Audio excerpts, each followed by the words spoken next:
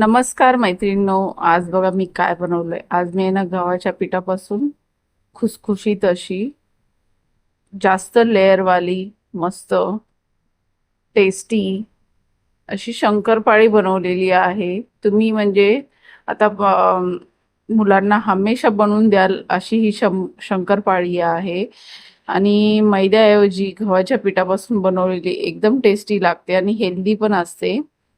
तर बघा मी कसं बनवलेली आहे ते.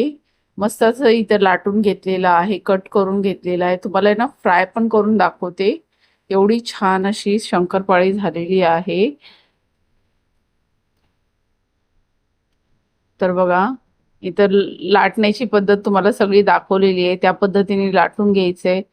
पीठ असं जरासं घट्ट मळायचं आहे आणि इथे शंकरपाळ्या आपल्या बघा मस्त तयार झालेल्या आहेत. अशाच प्रकारे मी सगळ्या शंकरपाळ्या तळून घेतलेल्या म्हणजे बनवून घेतलेल्या. नंतर इथं आहे ना तेल ठेवलेलं आहे आणि तेलामध्ये असं थोडे थोडे करून फ्राय करून घ्यायचे. तुम्हाला जवळून पण दाखवते किती लेअर सुटल्या त्या शंकरपाळीला. पाहू शकता किती छान असे दिसतात आहे.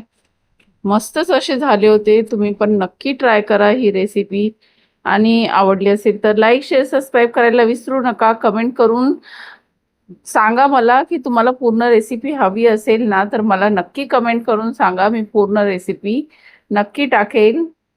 तर बघा जवळून दाखवते तुम्हाला किती लेअर झालेले आहे त्याचे. चला तर मग मस्त असं झालेले आहेत. बाय.